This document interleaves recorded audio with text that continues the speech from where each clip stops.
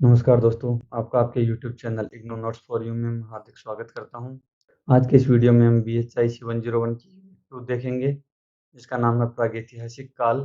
प्रागैतिहासिक काल, इसके बारे में क्या-क्या पढ़ेंगे आज? प्रस्तावना पढ़ेंगे, परिभाषिकी पढ़ेंगे, प्राग इतिहास का जन्म, भारत की भौगोलिक विशेषताएं, भारतीय पुरापाषाण काल के चरण एवं काल निर्धारण, पुरापाषाण काल के पुरातात्विक साक्ष्य, भारत में निम्न पुरापाषाण काल, मध्य पुरापाषाण कालीन संस्कृतियां, उच्च पुरापाषाणकालीन संस्कृतियां और मध्य पाषाणकालीन संस्कृतियां।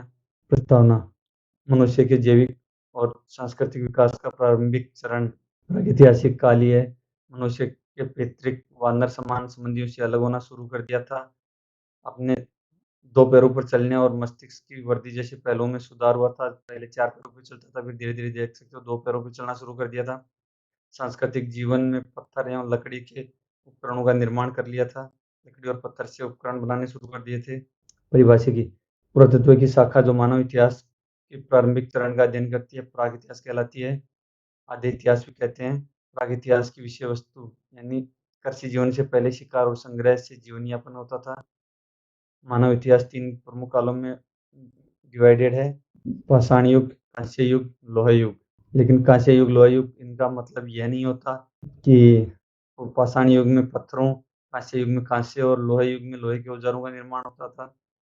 इनके अलावा भी निर्मल, बीमार और वर्दों की देखभाल करने के क्या तरीके थे, मृतकों को निपटाने की क्या विधि थी, कला और जीवन के अन्य पहलुओं में क्या क्या प्रोग्रेस हुई, वो सब भी डिपेंड करता है। पाषाण युग का विभाजन तीन कालों में किया गया है: पुरापाषाण, मध्यपाषाण और नवपाषाण। लिथिक, लिथिक शब्द ग्रीस के लिथियोस से बना है। प्राग इतिहास का जन्म 1859 में उत्तरी यूरोप में लंदन की रॉयल सोसाइटी के सामने विलुप्त प्रजाति वाले जंगली मवेशियों और बड़े स्तनधारियों की हड्डियों से बने प्राचीन औजारों के जीवाश्म मिले हैं। सर जॉन लुबॉक ने पाषाण युग को पुरापाषाण युग और नवपाषाण युग में विभाजित किया था। बाद में फ्रांस की गुफा और मैदानी स्थलों से प्राप्त सांस्कृतिक क्रम के आधार पर पुरापाषाण को तीन चरणों में बांटा है: निम्न पुरापाषाण, मध्य पुरापाषाण और उच्च पुरापाषाण। भारत की भौगोलिक विशेषताएं: भारत उपमहाद्वीप स्तर पर एक अलग भौगोलिक इकाई है। शिकारी संग्रहकर्ता समूहों के लिए सबसे उपयुक्त भूभाग है। उपकरण बनाने के लिए मूल चट्टानों और सिलिकामय पत्थर यहाँ उपलब्ध हैं। बड़ी और छोटी जलधाराओं और झरनों के रूप में यहाँ बारहमासी जल निकाय की व्यवस्था है। जंगली पौधों तथा पशु खाद्य पदार्थों की एक विशाल विविधता है। पुरापाषाण काल के पुरातात्विक साक्ष्य: पुरापाषाण काल के पुरातात्विक साक्ष्य स्थल दो प्रकार के होते हैं: एक मैदानी स्थल या अनावर्त स्थल, छोटी बड़ी नदियों पर तथा पहाड़ी इलाकों की आंतरिक घाटियों या गिरिपाद यानी फुटहिल्स, पहाड़ के जो नीचे का हिस्सा होता है उसको फुटहिल्स कहते हैं, में होते थे। दूसरे होते थे शेल गुफाएं, पहाड़ी क्षेत्रों में होती थी। अवसादित तलछटी पत्थरों या चट्टानों से ढके होते थे, बलुआ पत्थर या चूना पत्थर से। और मध्य प्रदेश की भीमबेटका परिसर इसी प्रकार की गुफा है। ये भीमबेटका मध्य प्रदेश की गुफा है, इसके अंदर रहते थे लोग।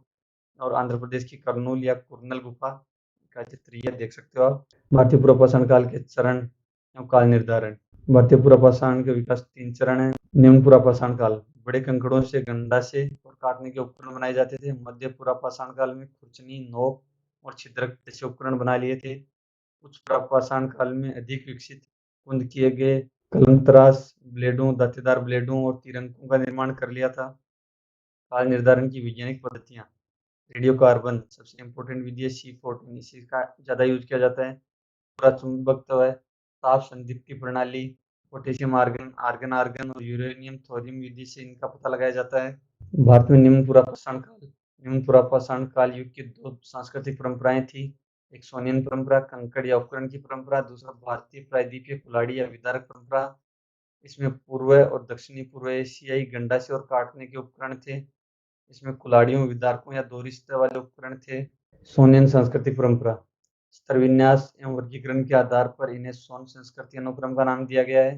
सोन नदी पर 5 सोपानों की एक श्रृंखला है, सिंधु जल निकासी प्रणाली का हिस्सा है। सोपान कश्मीर घाटी की हिमनदियों एवं अंतर हिमनदियों से मिलते जुलते हैं। प्रारंभिक सोन परंपरा में धारदार और चपटे औजार मिलते हैं। पुरापाषाण काल के कंकड़ से बने उपकरण: सिम्मा के भारतीय भाग में कंकड़ से बने उपकरण, हरियाणा में सिरसा, घग्गर घाटियों में, हिमाचल प्रदेश की ब्यास और गंगा घाटियों में, शिवालिक पर्वतों पर, होशियारपुर और चंडीगढ़ वर्तखंड में भी पाए गए हैं। नित्तूर कर्नाटक, ये ए टाइप के जो उपकरण हैं ये नित्तूर कर्नाटक से मिले हैं। जैसलमेर पोखरण मार्ग, ये बी, ये वाले उपकरण है, ये जैसलमेर पोखरण मार्ग से राजस्थान से प्राप्त हुए हैं। सिरसा घाटी हरियाणा, 3 नंबर, ये सिरसा घाटी से प्राप्त हुए उपकरण है। महादेव पिपरिया मध्य प्रदेश, ये महादेव पिपरिया से मिले हैं ये उपकरण। अंशुलियन सांस्कृतिक परंपरा, अंशुलियन शब्द का प्रयोग कुल्हाड़ियों, विदारकों या दो रिश्ते वाले उपकरणों के लिए किया जाता है। उपकरण के लिए कार्जाइट महत्वपूर्ण है, ये कार्जाइट है। कार्जाइट नहीं होने पर अंशुलियन मानव समूह चूना पत्थर या सीलीभूत लकड़ी फोसिल वुड का उपयोग करते थे। जब लकड़ी बहुत समय तक पड़ी रहती है तो उसका पत्थर के रूप में बन जाती है, उसको फोसिल वुड कहते हैं। बड़े पत्थर को जानबूझकर तोड़ने पर बड़े हिस्से को मूल पत्थर और उपकरण को मूल पाषाण उपकरण कहते थे।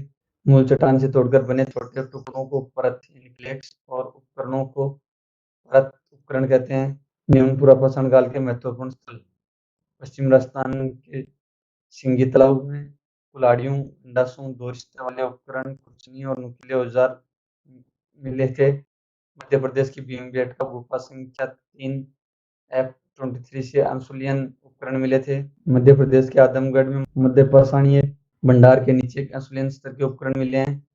उत्तर प्रदेश के ललितपुर झांसी जिला में ग्रेनाइट निर्मित उपकरण मिले हैं।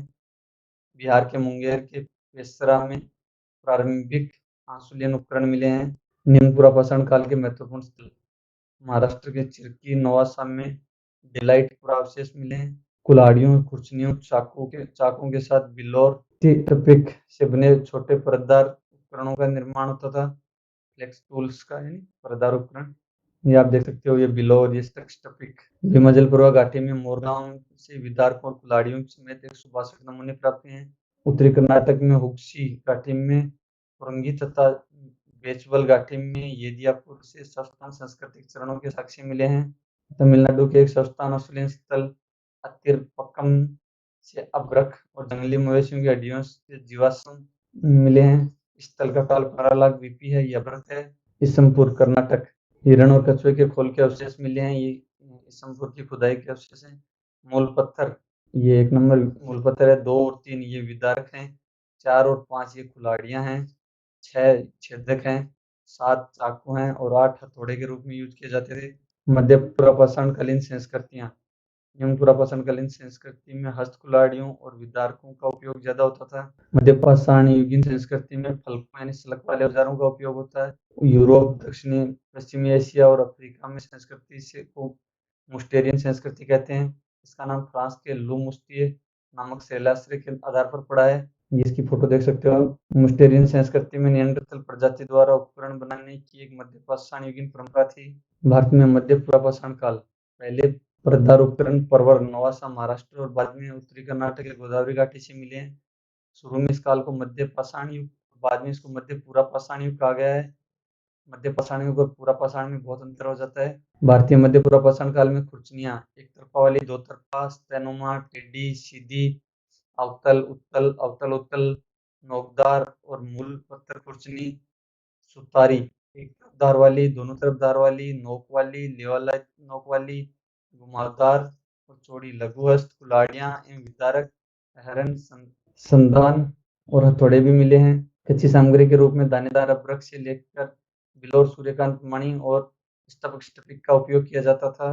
भारतीय मध्य पुरापाषाण काल के स्थल, भारतीय उपमहाद्वीप के अधिकांश भागों में मध्य पुरापाषाण काल के स्थल पाए जाते हैं। इनमें मुख्य रूप से राजस्थान में डीडवाना, गुजरात में हिरण घाटी, राजस्थान में बुध पुष्कर, महाराष्ट्र में चिरकी नवासा, मध्य प्रदेश में कल्पी, सिंधु झेलम नदियों के बीच पोटवार पठार, पाकिस्तान के उत्तर पश्चिम सीमांत प्रदेश में संघाव गुफा, अरावली पहाड़ियों के पश्चिम में लूणी नदी द्वारा प्रदत्त औजार उद्योग। कुछ पुरापाषाणकालीन संस्कृतियां, कुछ पुरापाषाण काल 40,000 से 10,000 वर्ष पूर्व तक था। मानव प्रजाति शारीरिक रूप से आधुनिक होमोसेपियंस के नाम से जानी जाती है। हम इसी प्रजाति के हैं, ये आधुनिक होमोसेपियंस हैं। औजारों में एक तरफ धार, एक और धार तेज और दूसरी तरफ कुंद होते थे। धार परतदार लेकिन बहुत पतली और चपटी होती थी। धार और ब्लेड पहली श्रृंखला के बाद दूसरी, तीसरी अनेक श्रृंखलाएं बनाते थे। कुछ पुरापाषाणकालीन उद्योग के उपकरण फलक और मूल पत्थर के बने होते थे। खुरचनी एक तरफा, अंडाकार, नोकदार, गोलाकार, एक एवं दो रिश्ते वाले होते थे। उपकरण लवलॉय तकनीक और डिस्कॉइड कोर तकनीक से निर्मित होते थे।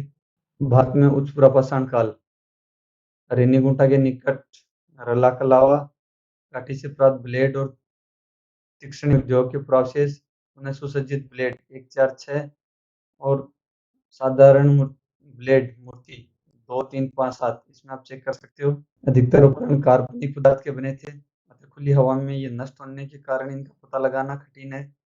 हड्डियों से बने उपकरणों को आंध्र प्रदेश के कर्नूल से प्राप्त किया गया है जहां इनके संरक्षण की परिस्थितियां अनुकूल थी।